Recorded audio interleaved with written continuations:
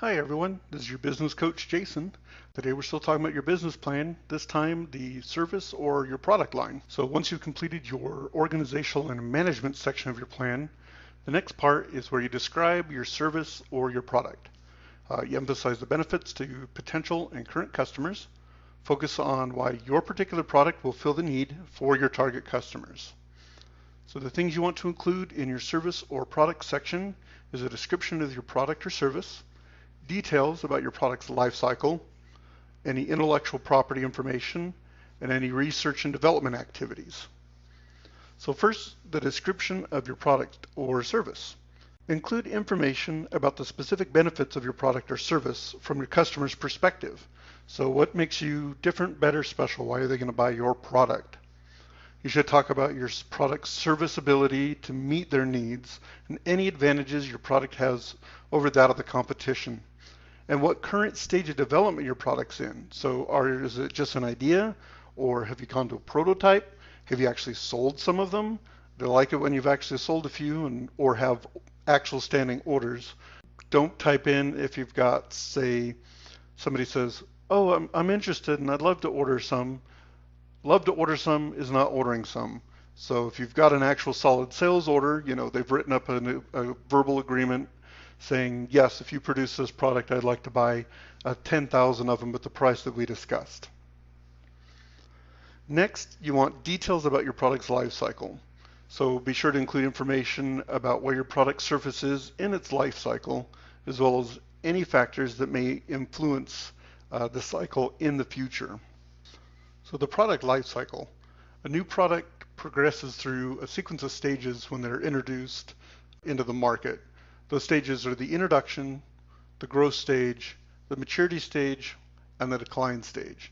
That sequence combined is known as your product life cycle and changes your marketing position and the marketing situation. That also impacts your marketing strategy and whatever your marketing mix is going to be.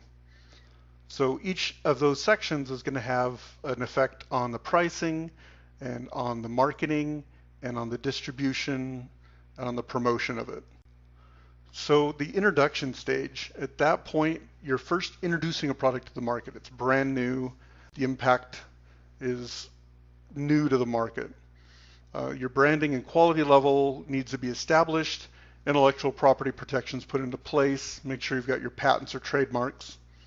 Your pricing, a couple of options. You can either go with a penetration pricing, which means you price the product low to try and get people to adopt it, or you can price it high to try and recoup your R&D costs, the cost of getting it into the market. Your distribution is going to be selective, so you're not going to put it out everywhere. You want to make sure that this product's going to be accepted, so you don't try and push it out into every store in the nation. You're kind of selective about who you go with.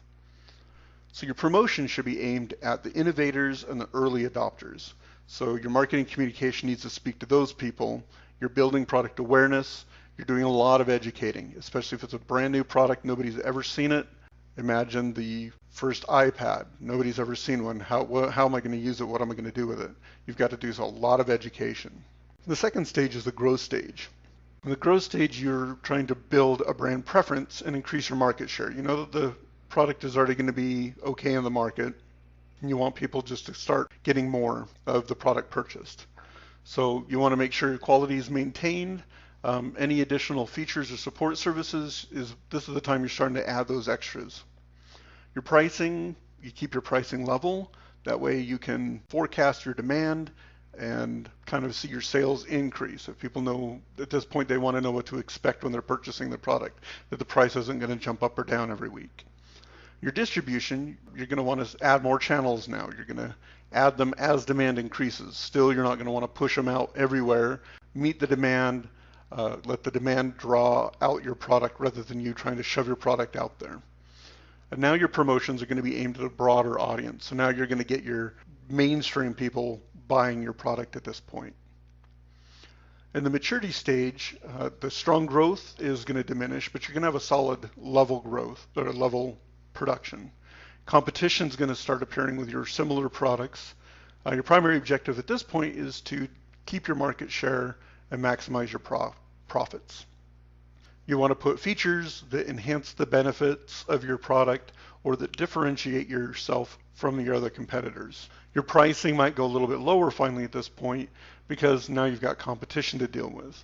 If you can find better ways to differentiate yourself than price, use those instead. Your distribution becomes more intense. Now you're going to probably look at incentives to get people to pick up your product over your competitor's product. And now your promotion, people know about the product. Now you're going to be educating them as to why yours is better than the other guys. Last is the decline stage. In a sales decline, there's several things you can do. Maintain the product, possibly adding new features to rejuvenate it, finding new uses for it. You can harvest a product, which reduce the cost, continue to offer it possibly to a niche section, loyal customers. Or you can discontinue the product together. Liquidate your inventory, sell it to another firm that's willing to continue the product, give it to your competitors, and abandon it entirely. This basically depends on if you have new products in the market. Always be looking at what your new product in the market's going to be. Something's always going to replace you, so you need to be aware of that.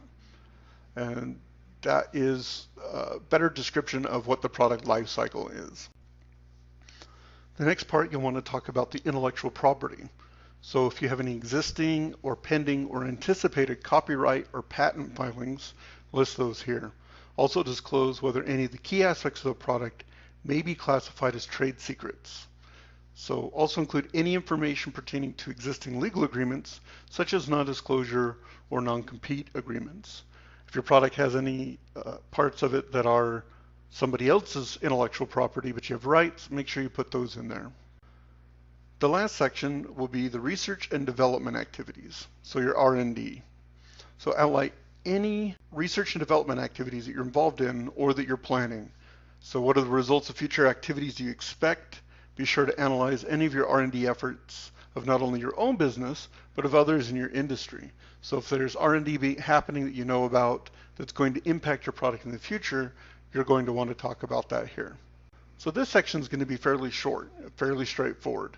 Describe what you've got, describe where you are in the life cycle, describe any intellectual property, and go through your R&D activities. And that's that whole section. Thank you for listening. This is your business coach, Jason. Have a good one.